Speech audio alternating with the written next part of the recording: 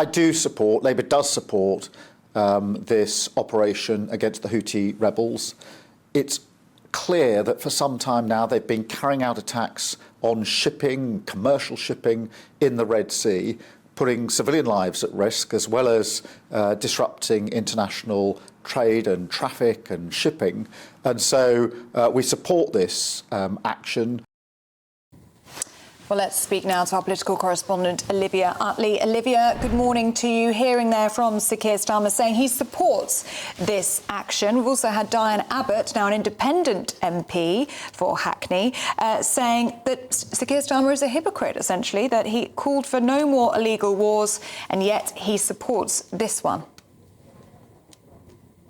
Well, I think this all shows just what a problem Keir Starmer has with foreign policy. Obviously, we saw at the beginning of the attacks in Israel and Gaza, there were MPs on the left of the Labour Party calling for a ceasefire. Keir Starmer stood up to them, but he ended up losing a shadow cabinet minister over it. We're seeing something similar happen here. So Keir Starmer has essentially completely backed the government. He said that he fully supports these strikes and that that shipping channel needs to be defended. Those on the left of his party don't agree. They say that Parliament should have been recalled last night before any decision was taken. That's what the Lib Dems are saying as well. Layla Moran, the Foreign Affairs spokesperson for the Lib Dems, has said that Parliament should have been recalled last night. The usual suspects are saying the same on the Labour side. We've got Jeremy Corbyn and Diane Abbott, independents now, but also Zara Sultana, the Coventry MP on the left of the party. She holds quite a lot of sway in the Labour Party. She has quite a lot of left-wing followers with her. And Keir Starmer has disagreed with her on this. He said that he would like to see Parliament debate on it as soon as possible, but he fell short of actually calling for Parliament to be recalled. These splits in the Labour Party are not going away. On domestic policy, Keir Starmer has managed to sort of find an equilibrium. He basically brings the left of his party along with him on domestic policy. But on foreign policy, and especially where foreign policy touches Israel and Palestine, Keir Starmer has a real problem with the left of his party. And every time a story about Israel and Palestine, about foreign policy in general, raises its head, Keir Starmer is going to prove to the country again that there are splits within the Labour Party which are not going away. And that is going to be increasingly a problem for him as we head into this election year.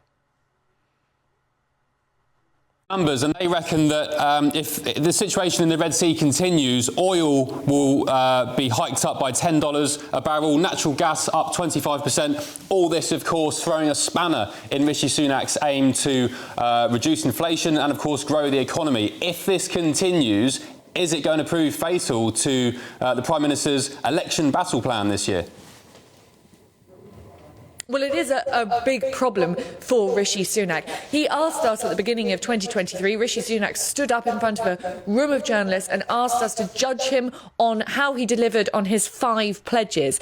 Now, the areas in those 5 pledges where so far he's doing best is on the economy. Inflation did halve last year, as he promised. And although we aren't seeing growth of GDP yet, the OBR has forecast that that will begin to happen in the second half of this decade.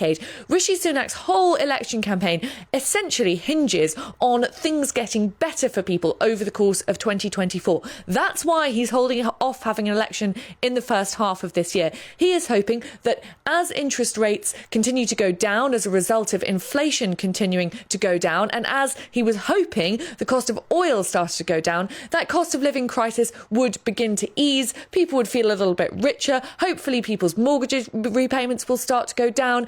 And overall, people might, just might, agree to vote for the Conservatives again.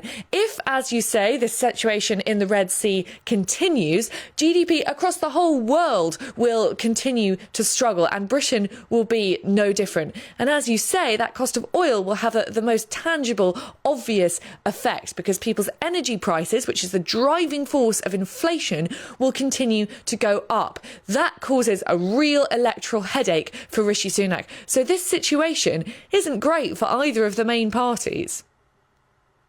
Olivia, whilst we've got you, wanted to reflect Rishi Sunak in Kyiv today, announcing a new military aid package with President Zelensky there. And we've been hearing from Mark White, our Home Security Editor, throughout the morning about how stretched our own navy is and quite how limited our resources are, really, in terms of embarking on this endeavour. How do you think the optics of this look to the electorate, to people who'd be voting in the next general election? And do you think defence will become more of a priority than perhaps what we've seen before?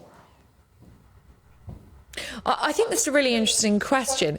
Up until now, we've seen that the UK public has been very, very supportive on the whole of any measures that the government takes to help Ukraine. If you travel around the sort of shires of England, the north of England, you will see Ukrainian flags still hanging from village halls, etc. The public on the whole is supportive of this. But obviously we are in a cost of living crisis. The situation in the Red Sea at the moment, as we've talked about, could exacerbate that, and it could be that public sympathy for Ukraine starts to morph into a more an attitude of making sure that the UK is okay first. That question about defence spending is really, really important too. The UK is now today pledging a 2.5 billion aid package to Ukraine for 2024-2025. That's 200 million more than in previous years. And of course, at the same time, the armed forces are now deployed to the Red Sea. So you can see just how stretched